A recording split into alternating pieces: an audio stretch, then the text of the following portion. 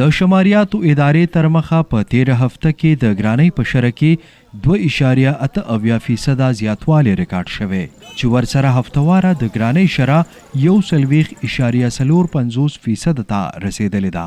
په 13 هفته کې د 33 ضروري سیزونو په قیمت کې زیاتوالی شوی، د 6 سیزونو په قیمت کې کمی، ولې د 12 سیزونو قیمت په ځای ساتلی شوی. دوی به کېده دا وایي چې موږ به غریب عوام له ریلیف ورکو.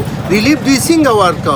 غریب عوام لګیا د خودکشۍ ته جوړ څوک نه الوګان څوک نشي اخیستی، پیاز څوک نشي اخیستی، ټماټر څوک نشي اخیستی.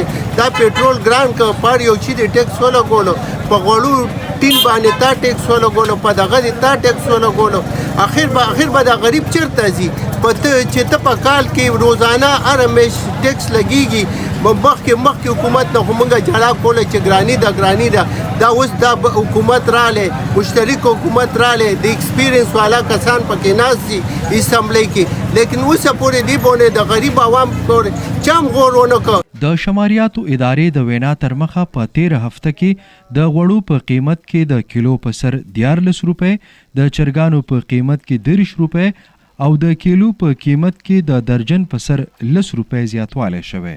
داسې د چینو په قیمت کې د کیلو په سر 3 روپۍ 15 پیسې، د الماشو په قیمت کې 1 روپۍ 20 پیسې، سیګرټ 8.15% تازه پی، غوښه، اوړه، دال، ګوړه او الوګانو په قیمتونو کې هم زیاتوالی شوی. کې به دا سودا ارزانه وه، موږ لږه ماره کوله.